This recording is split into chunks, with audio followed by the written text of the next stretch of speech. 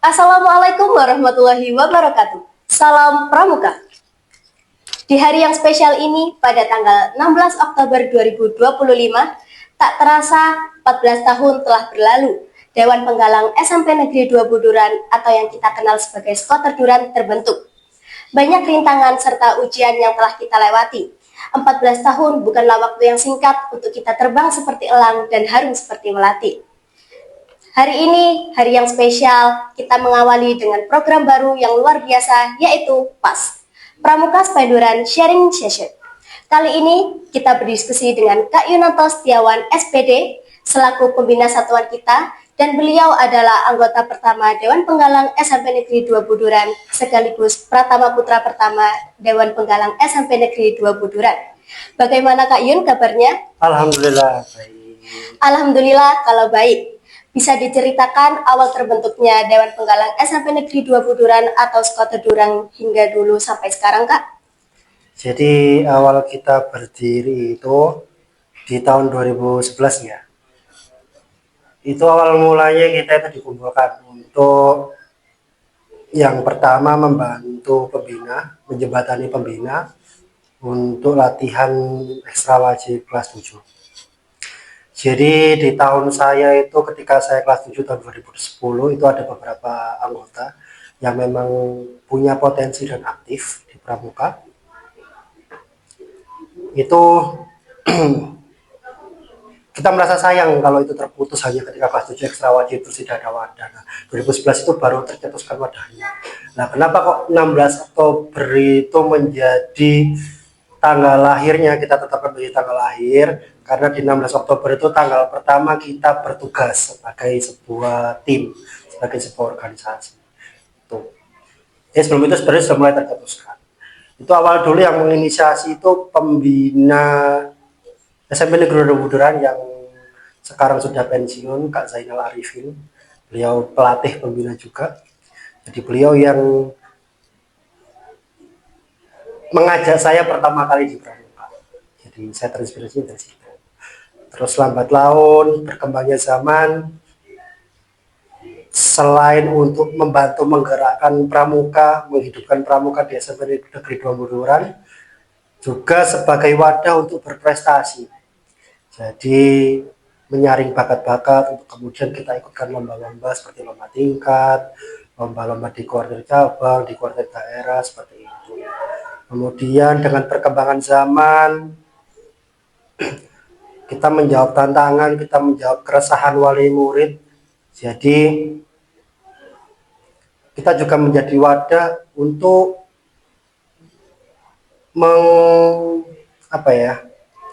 mengontrol gitu. Jadi kita siapkan ekosistem yang benar-benar ini itu kondusif. Jadi menghindarkan anggota-anggota dari pergaulan bebas. Makanya kita sekarang ini punya kegiatan ya di bidang kesenian. Jadi tidak hanya tekpan, kita punya kesenian, kita punya kegiatan kerohanian juga. Jadi kita tidak monoton tekpram, kita tidak monoton lomba-lomba, tapi ada beberapa kegiatan pengembangan skill yang sesuai dengan karakteristik usia penggalang, suka dengan tantangan, suka dengan hal-hal baru, seperti itu. Oke. Apa yang dilakukan Dewan Penggalang untuk mewujudkan anggota yang berkarakter, Kak? Ya, tentunya sama sebenarnya seperti sekolah-sekolah pada umumnya. Jadi sudah ada kurikulum yang dibentuk oleh Partai Nasional melalui Trisatya, Dasar Dharma. Ketika itu diterapkan, maka karakter baik itu akan terbentuk dengan sendirinya.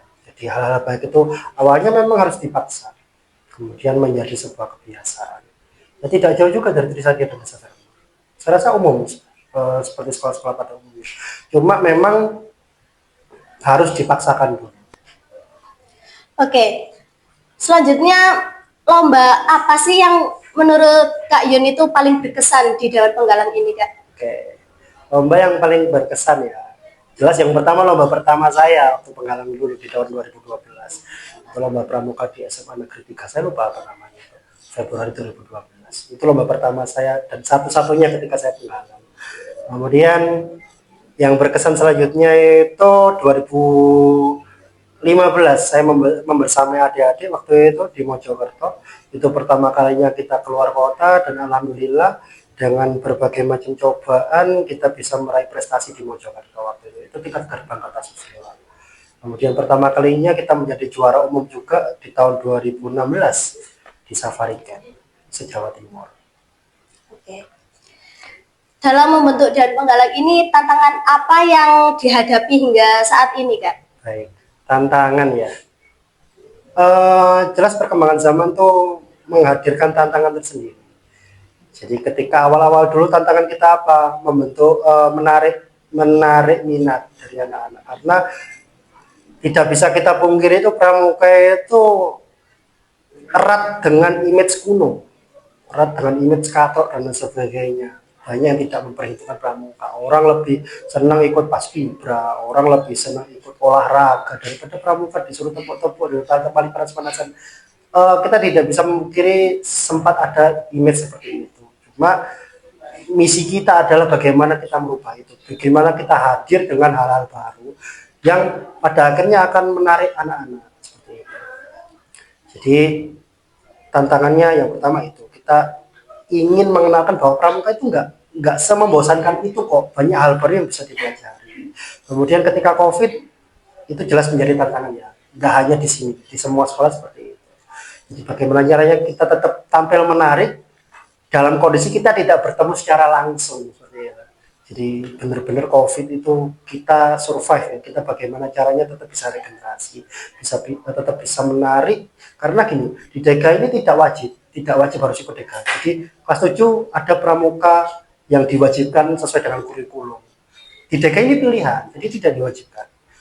Jadi anak yang tergabung di DEGA itu benar-benar kesadaran minat untuk ikut, tidak ada paksaan sama sekali. Seperti itu. Tantangannya itu. Oke.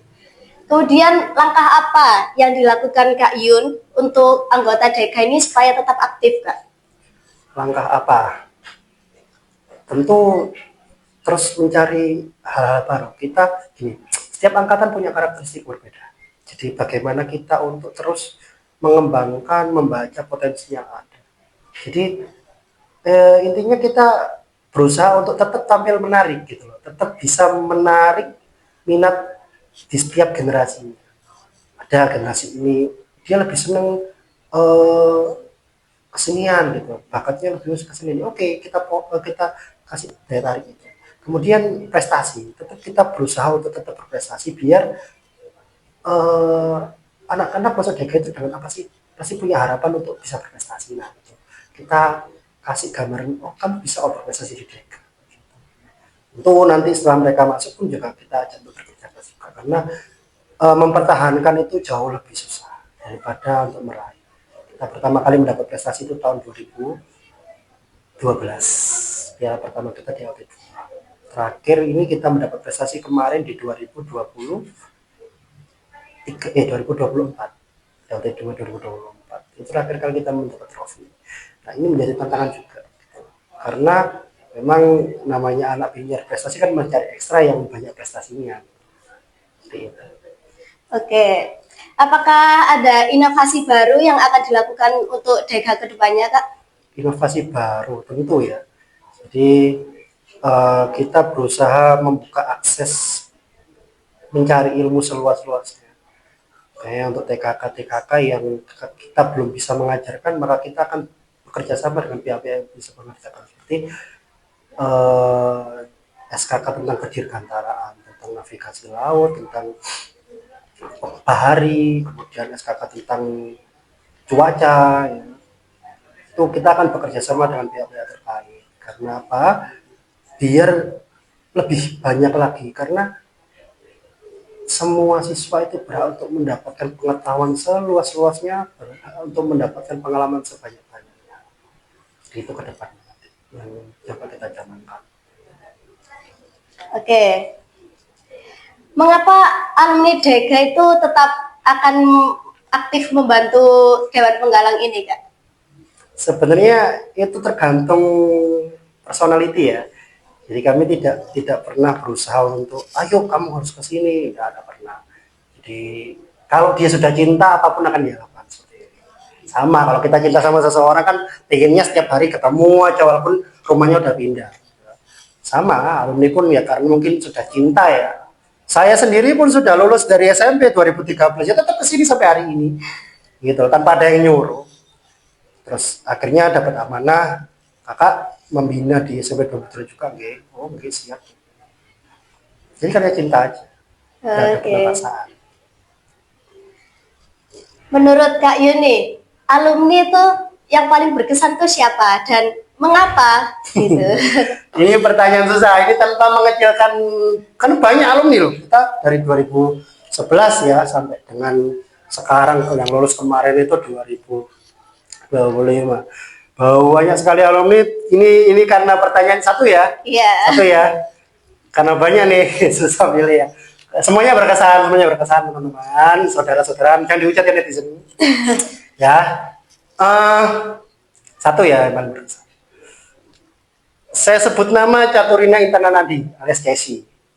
Lulusan 2014. Iya 2014. 2014 2013 lupa. 2024. Iya 2024. Kenapa kok berkesan? Dia sosok yang saya lihat tuh dia berubah 180 derajat. Dia masuk di era Covid gitu ya. Di era Covid di mana dia itu awalnya ketika daring pun dia masih pakai masker karena pemalu sekali. Kemudian sekarang menjadi orang yang dengan leadership yang bagus. Kemudian kemarin saya dengar sudah bagus masuk Paskibraka Kabupaten Sidoarjo. Bagus sekali padahal dulu bakatnya dari Pramuka di Penggalang. Kemudian ini saya dengar juga masuk asosiasi OSIS kabupaten. Kemudian itu ya jadi banyak prestasi yang dia raih. Dia juga personality yang saya lihat dia tidak cepat puas gitu. Dia mau belajar terus. Terus semuanya juga berkesan karena pertanyaan satu ya saya terima. Gitu ya. Oke, lanjut.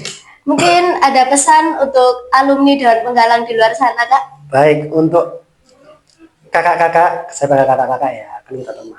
Oke.